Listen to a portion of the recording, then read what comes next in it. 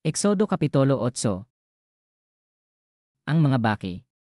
Unya ang Ginoo miingon kang Moises, adto ang hari sa Ehipto og ingna siya, mao kini ang giingon sa Ginoo, palakta ang akong katawan aron mag-alagad sila kanako. Kon dili mo sila palakton, kastigohon ko ang imong nasod pinaagig mga baki. Ang suba sa Nilo mapuno sa mga baki ug manulod sila sa imong palasyo ug sa imong lawak higdaanan ug manungtong sa imong katre. Manulod sila sa mga balay sa imong mga opisyal ug katawhan ug bisan pagani sa imong abuhan ug sa imong lutoanan ug pan. Luksoan kanila ingon man ang imong katawhan ug mga opisyal. Ang Ginoo miingon kang Moises, sultihi si Aaron, iisa ang imong sungkod ibabaw sa mga suba, mga kanal ug mga limaw ug patungha sa yuta sa Ehipto ang mga baki. Busag giisa ni Aaron ang iyang kamot ibabaw sa katubigan ug nanungha ang mga baki ug milukop sa yuta. Apan pinaagi sa mga salamangka, nagpatungha usab ang mga salamangkero ug mga baki. Unya gipatawag sa hari si Moises ug si Aaron og giingnan. Pag-ampo kamo sa Ginoo nga kuhaon niya ang mga baki ug palakton ko ang inyong katawhan aron maghalad sila ngadto sa Ginoo. Miingon si Moises sa hari, sultihi lamang ako kon kanus amo ako paampo alang kanimo ug sa mga opisyal ug sa imong katawan aron kining mga baki mo biyakan ninyo ug sa inyong mga balay ug adto lamang sila sa suba sa Nilo. Ang hari mitubag ugma. Si Moises miingon, mahimo kini sumala sa imong gisulti aron masayran mo nga walay laing Dios nga sama sa Ginoo nga among Dios. Ang mga baki mo biyakan nimo ug sa imong mga balay ingon man sa imong mga opisyal ug sa imong katawhan ug adto na lamang sila sa suba.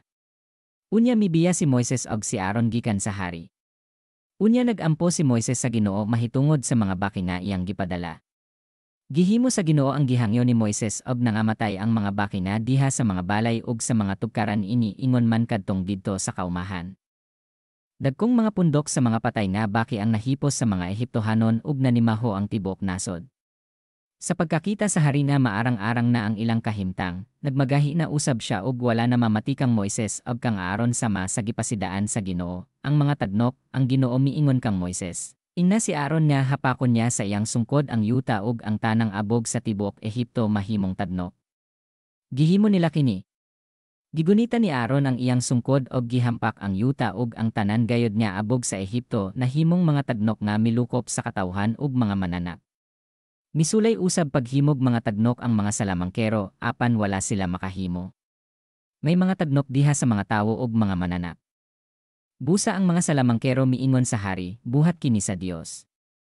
Apan nagmagahi gihapon ang hari ug wala siya mamati kang Moises ug kang Aaron sumala sa gipasidaan kanila sa Ginoo. Ang mga langaw, unya ang Ginoo miingon kang Moises, ugma sa sayo sa buntag sugata ang hari inig-adto niya sa suba ug sultihi siya. Kini ang gisulti sa Ginoo, palakta ang akong katawan aron mag-alagad sila kanako. Kon dili mo sila palakton, pasidan-an ko ikaw nga magpadala ako og mga langaw manha kanimo ingon man ngadto sa imong mga opisyal, katawhan ug mga balay. Malukop sa mga langaw ang mga balay sa mga Ehiptohanon bisan gani ang yuta nga ilang gitindogan.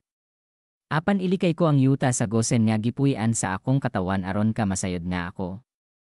Ang Ginoo maoy naghimo ni ining tanan. Lainon ko ang akong katawan gikan sa imong katawhan. Kining milagroha mahitabo ugma. Gihimo kini sa Ginoo og ang bagang panon sa mga langaw na nulod sa palasyo sa hari ug sa mga balay sa iyang mga opisyal. Mikatap kini sa tibuok yuta sa Ehipto ug nadaot ang nasod tungod sa mga langaw. Unya gipatawag sa hari si Moises ug si Aaron ug giingnan niya, sige, paghalad kamo ngadto sa inyong Dios apan dinhi lamang sa sulod sa Ehipto. Si Moises mitubag, dili matarong ang pagbuhat sa ingon kay ang among ihalad ngadto sa Ginoo nga among Dios mga mananap man nga hugaw alang sa mga Ehiptohanon. Kon maghalad kamig mga mananap nga giilang hugaw sa mga Ehiptohanon ug makakita sila sa among paghalad, batoon kami nila. Kinahanglan mo adto kami sa kamingawan nga laktunog tulo ka adlaw aron maghalad kami ngadto sa Ginoo nga among Dios sumala sa iyang gisugo kanamo. Ang hari miingon, paadtoon ko kamo sa kamingawan aron paghalad ngadto sa Ginoo nga inyong Dios kon dili kamo magpalayo pag-ayo. Iampo ako. Si Moises miingon, iniglakaw nako, magampo ako sa Ginoo nga ugma wadon niya ang mga langaw gikan kanimo, sa imong mga opisyal ug sa imong katawhan. Apan ayaw kami limbongi pag-usab ug ayaw napugni ang mga tawo sa paglakaw aron maghalad ngadto sa Ginoo. Mibiya si Moises sa hari ug nagampo siya sa Ginoo. Gihimo sa Ginoo ang gihangyo ni Moises ug nahanaw ang tanang langaw.